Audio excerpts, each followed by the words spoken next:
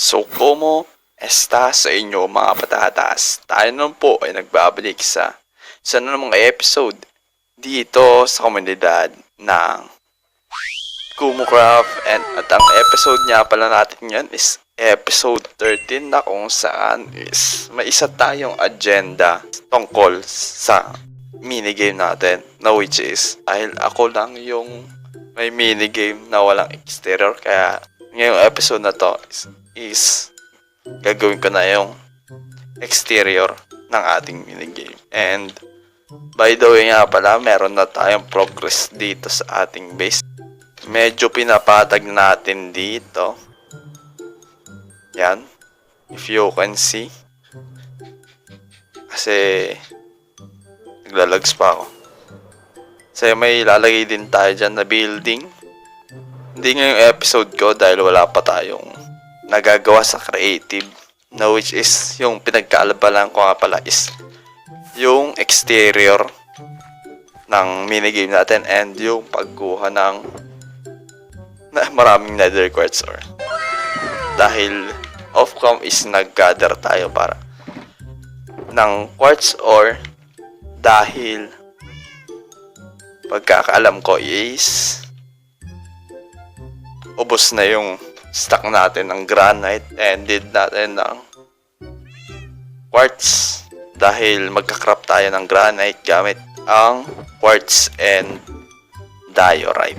Mas expensive nga lang to kaysa sa maghanap na lang talaga ng mag-granite kaysa magkampa ng quartz. So, pero mas okay din kasi dahil ganito rin yung nakuha ko. Debris sa nether. Kung saan is nag quartz mining tayo doon sa Y level 15 na spawn ng nagmine tayo ng isang shulker, nagdala tayo ng isang shulker na TNT, isang box shulker ng TNT. Nakakuha tayo ng almost 3 stack ng ancient debris, so dami. So smelt ko mamaya yan and may gagawin tayong malapit na dito sa ating template. Meron tayong nakuhang sana ba yun?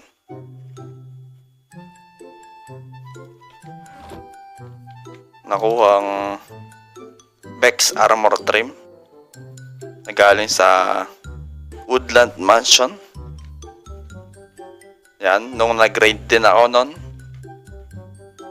So, pero bago yan, bakalasin muna natin to. Then, mag-craft tayo. So, siguro timelapse ko lang pagbakalas na ito. Kasi napakadami. So, then, yung matitira nga pala dito is, which is, pwede tayong gumawa ng, like, another shop siguro. Naklaim na ni Mine or yung quartz shop, pero yung siguro ikakang ko lang to para sa mga marunong mag redstone dito sa server, and siguro mga redstone item ang ibebenta natin. So napaka-grind din niya, so gawin na natin kung may matitira lang dito kasi medyo madamihan din natin yung diorite. 2 shulkers din tayo ng diorite na kung saan is goods pang restock ng ating kwan. So, i-place na natin. A few moments later. So, ayun na wala nang tong laman yung ating mga shulker. Ito na siya. 3, 2, 1. Oh my goodness. Kadami. And ilan quartz kaya ang magagather natin sa gantong kalaking quartz chunk. So yun is ta-timelapse na lang natin to, kaya kung di ka pa nakapag-subscribe, mag-subscribe ka na kasi bibigyan kita ng munti timelapse. Let's go.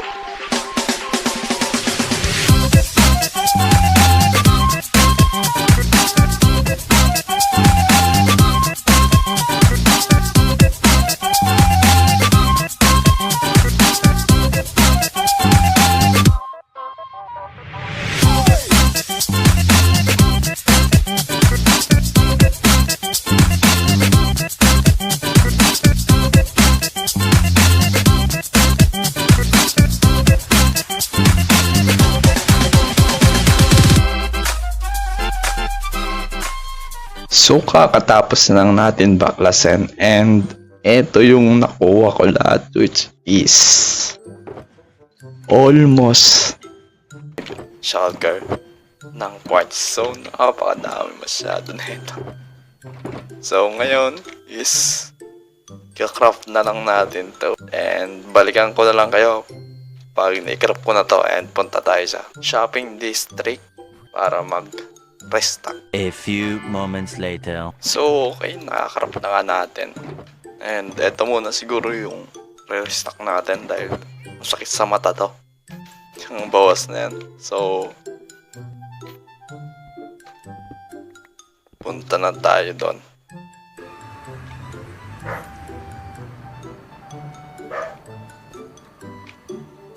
So andito na tayo.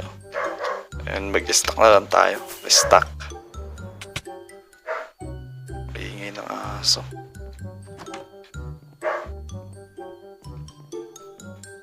So dito muna tayo. Alam ko may benta to, which is merong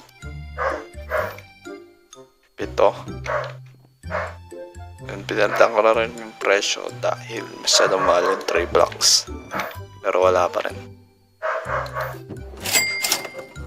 Granite mabili.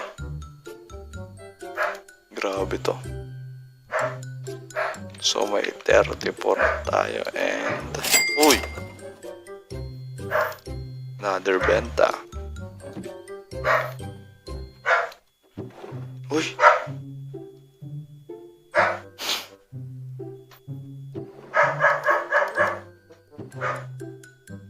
And so dito ba sa one? Meron. Uy! Uy! Jeez. 2 stack ng diamonds, man. Pagbentahan.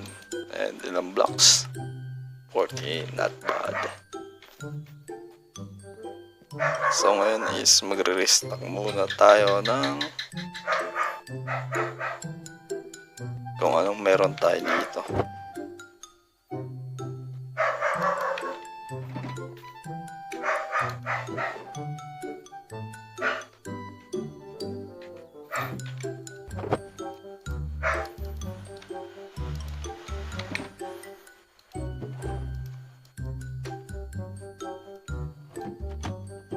Meron pa pala dito.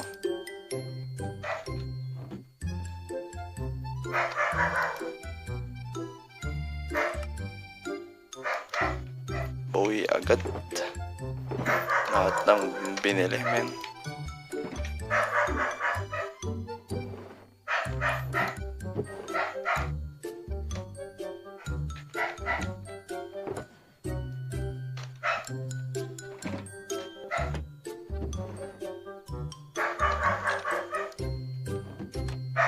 Magtungo na tayo dito sa ating minigame. So ngayon is babaklasin na lang natin tong 9 chunks na to. So and magkakaroon na rin tayo ng 5 blocks na rin. So ita-time lapse ko lang siguro to yung pagbaklas natin dito.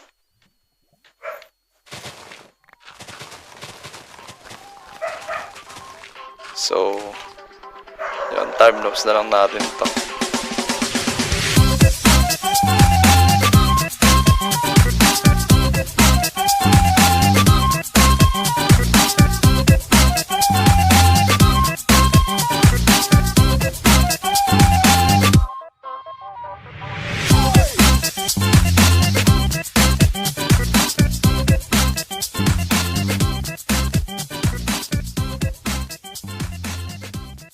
So yun nga is napatag na natin yan.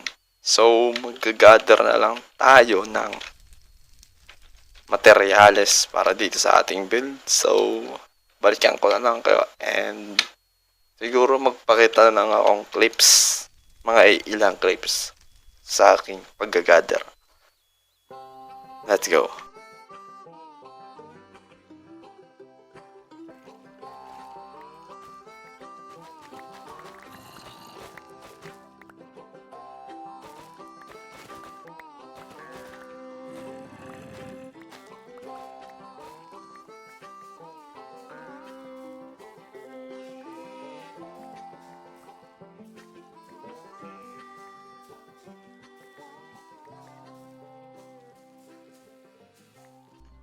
So, it's another day mga patatas, no? And, finally, nakuha na natin lahat ng materyales na gagamitin natin para sa exterior ng ating minigame. And, eto siya lahat. So, red nether bricks. And, red concrete. Another red concrete. Red concrete powder. Red wool. Light gray wool. So, napakadami. Ilang shulkers. So, 1, 2, 3, 4, 5, 6, 7, 8, 9, 10, 11, 12, 13. Napakadami para sa akin yan. And, danas ko na yung ginagawa ni...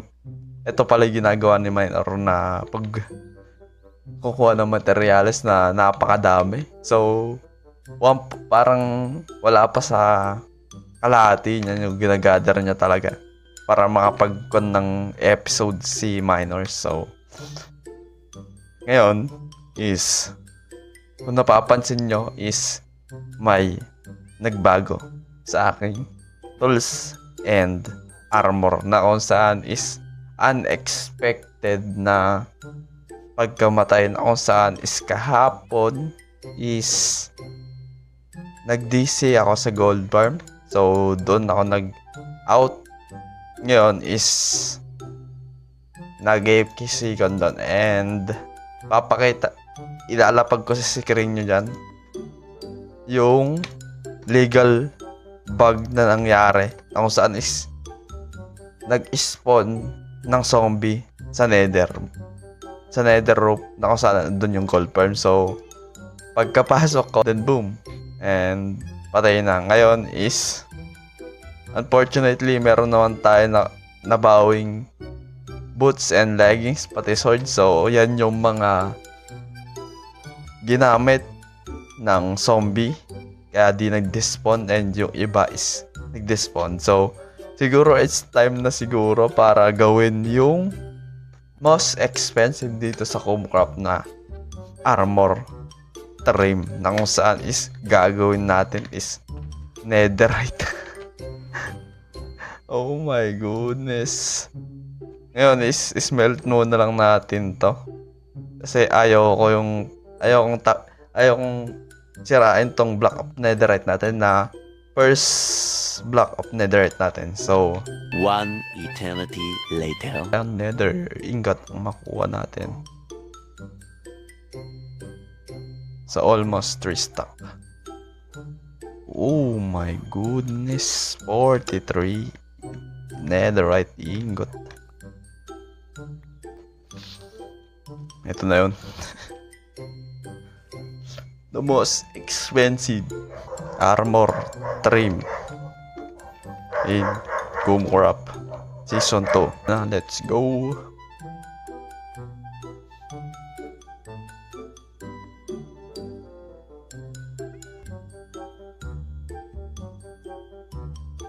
Bex netherite material. Aray.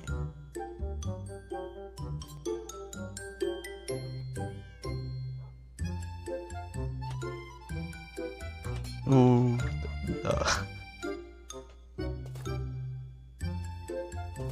Let's go.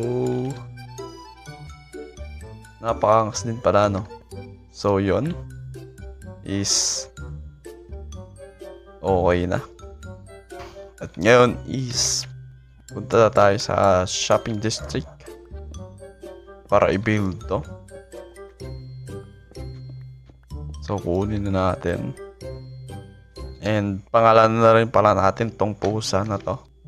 And ang papangalan natin sa kanya is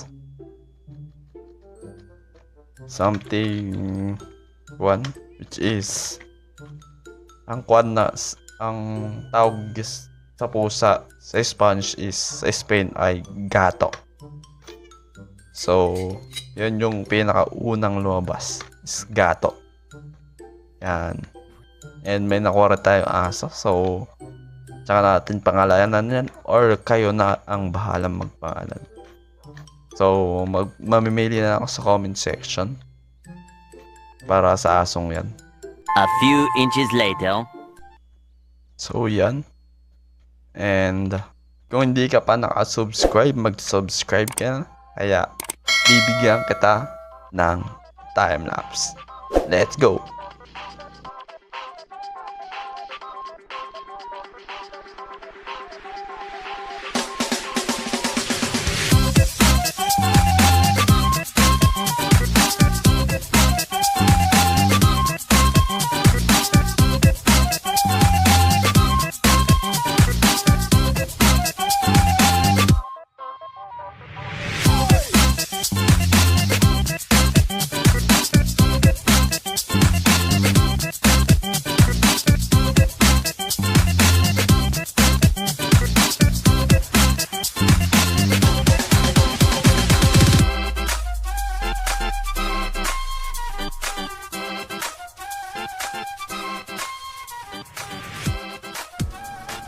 So yun, as you can see, is tapos na nga natin yung exterior ng ating minigame. At pag nag-recam tayo dito, which is ganyan sa kalaki. So, medyo natagalan ako dito. And sa pag-gather na rin. So, yan yung exterior design ng ating minigame. And pagpasok tayo dito is hindi pa siya fully tapos. Ako saan is kulang pa ng crying obsidian, palibot, and mga lights na katulad nito. Tapos dito is kinda di pa kasi nga lalagyan ko ng crying obsidian paikot din. Then obsidian sa baba tas taas. Yan. Tapos yung statue ng Bomberman na kung saan is di ko pa nalagay. So eto siya, ilalagay ko sa screen. So yon, i-off-cam ko na lang na paggawin yan. So hanggang dito na lang to episode na to. Kung nag-enjoy ka man, huwag kalimutan mag-subscribe and kita-kits sa sunod na episode. And see ya. Subscribe.